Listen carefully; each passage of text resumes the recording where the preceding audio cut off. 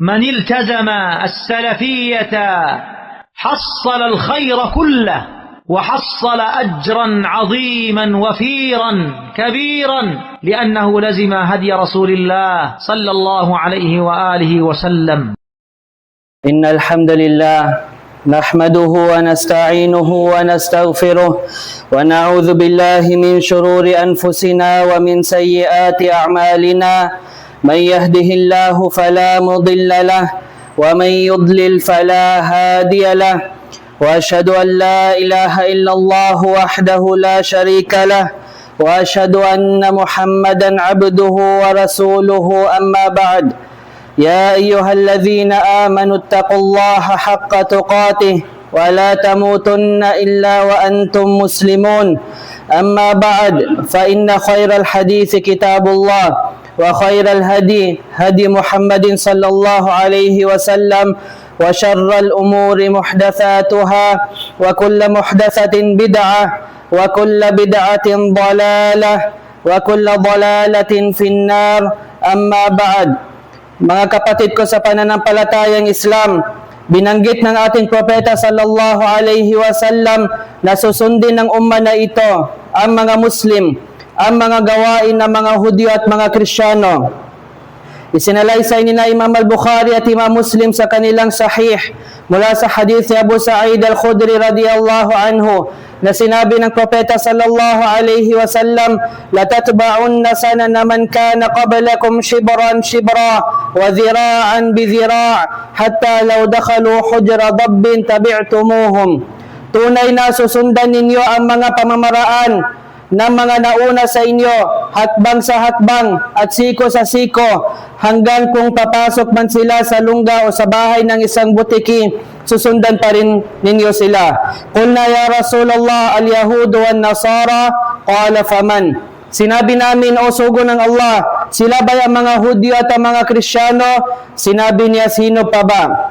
At isinalaysay ni na Imam al-Bukhari at Imam Muslim sa kanilang sahih mula sa hadith ni Aisha radiyallahu anha na binanggit ni Salama radiyallahu anha sa sugo ng Allah sallallahu alaihi wasallam tungkol sa isang simbahan, isang kanisa na nakita niya sa lupain ng Habasha sa Ethiopia na tinatawag na Maria.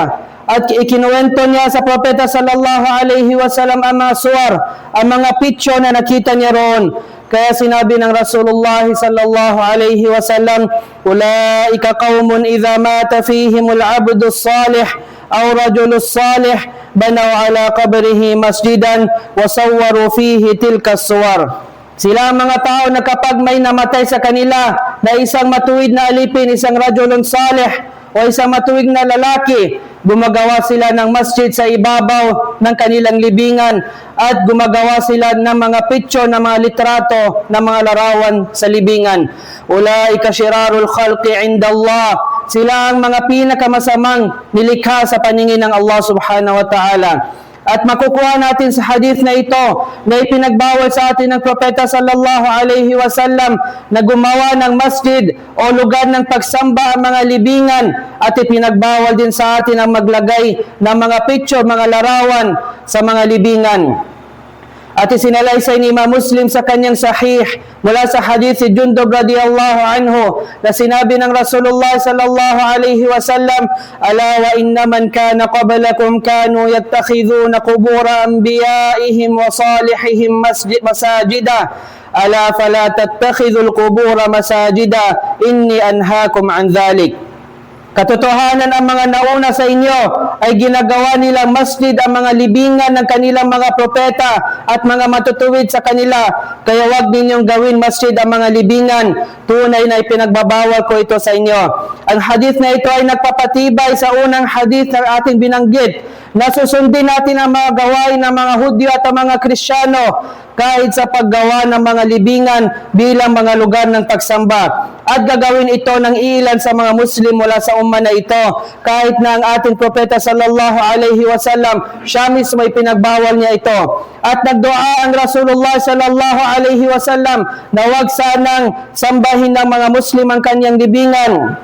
Isinalaysay ni Imam Malik sa kanyang Muwatta at sinabi ni Sheikh Al-Albani ng hadith na ito ay sahih mula kay Ata bin Yasar na sinabi ng Propeta sallallahu alaihi wasallam, Allahumma la taj'al qabri wathanan yu'bad ishtadda ghadabullahi ala qaumin ittakhadhu qubura anbiya'ihim masajida. O Allah, wag mong gawin ang aking libingan bilang isang sinasambang idolo. Matindi ang galit ng Allah subhanahu wa ta'ala sa mga taong ginagawa masjid, ang lugar na pagsamba ang mga libingan ng kanilang mga propeta. At ang hadith na ito na nabanggit natin ay malinaw na nagpapakita na hindi natin maaaring gawing lugar ng pagsamba kahit anong libingan. At ipinagbawal rin ng ating propeta sallallahu alaihi wasallam ang ilang mga gawain sa libingan na maaaring maging daan tungo sa shirk. Kabilang sa mga ito ang mga sumusunod. Ang una, ipinagbawal sa atin ang magsasagawa tayo ng sala. Ang pagsagawa ng sala na nakaharap o patungo sa mga libingan. Ikalawa, ipinagbawal sa atin ang pag-upo sa mga libingan. Isinalaysay ni Imam Muslim sa kanyang sahih wala sa hadith si Abu Marsad na sinabi ng Rasulullah sallallahu alaihi wasallam, la tusallu ila al-qubur wa la tajlisu alaiha. Huwag kayong magsagawa ng sala sa direksyon ng mga libingan at huwag kayong umupo sa mga ito. Ang ikatlo, ipinagbawal ng Propeta sallallahu alaihi wasallam ang paggawa ng anumang istruktura sa ibabaw ng mga libingan. Isinalaysay ni Imam Muslim sa kanyang sahih mula sa hadith ni Ali bin Abi Talib radiyallahu anhu na nagsabi, ala ab'athuka ala ma ba'athani alaihi Rasulullah sallallahu alaihi wasallam, alla tada'a timthalan illa tamastahu wala qabran mushrifan illa sawaitahu. Gusto mo bang ipadala kita tulad ng pagpapadala sa akin ng Propeta sallallahu alaihi wasallam? Huwag mong iwan ang anumang itsura, ang anumang mga litrato ng mga ribulto maliban kung binura mo ito. At huwag mong hayaan manatiling mataas ang libingan maliban kung pinantay mo ito sa lupa. Ang ikaapat, ipinagbawal din ang paglagay ng mga simento sa mga libingan. Ang ikalima, ipinagbawal ang pagtatayo ng anumang bagay sa ibabaw ng mga ito. At ang ikaanim, at ipinagbawal din ang pagsusulat ng anuman sa ibabaw ng mga libingan. Isinalaysay ni Imam An-Nasai sa kanyang sunan at sinabi ni Sheikh Al-Albani ng hadith na ito ay sahih mula kay Jabir bin Abdullah radiyallahu anhu na nagsabi, naha Rasulullah sallallahu alaihi wasallam an yubna ala al-qabr aw yuzada alayhi aw yujassasa aw yuktaba alayhi.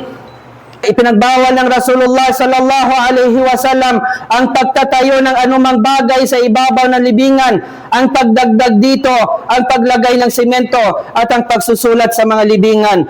At ito ang ilan sa mga tagubilin mula sa gabay ng ating minamahal ng Propeta sallallahu alaihi wasallam na dapat natin sundin pagdating sa mga libingan upang hindi tayo mahulog sa shirk, sapagkat sinabi ng Allah Azza wa Jal tungkol sa sino man gumagawa ng shirk, inna Allah la yaghfiru an yushraka bih wa yaghfiru ma duna dhalika liman yasha wa man yushrik billahi faqad iftara ithman azima. Katotohanan, hindi pinatatawad ng Allah ang sino man nagtatambal sa Kanya, gumagawa ng shirk. Subalit pinatatawad niya ang iba pa rito para sa kaninong Kanyang ninanais. At sino man nagtambal sa Allah, sino man ang gumawa ng shirk sa Allah, siya ay nakagawa ng isang napakalaking kasalanan. Aqulu qawli hadha wa astaghfirullah li wa lakum wa li jami'il muslimina min kulli dhanbin fastaghfiruhu innahu huwal ghafurur rahim.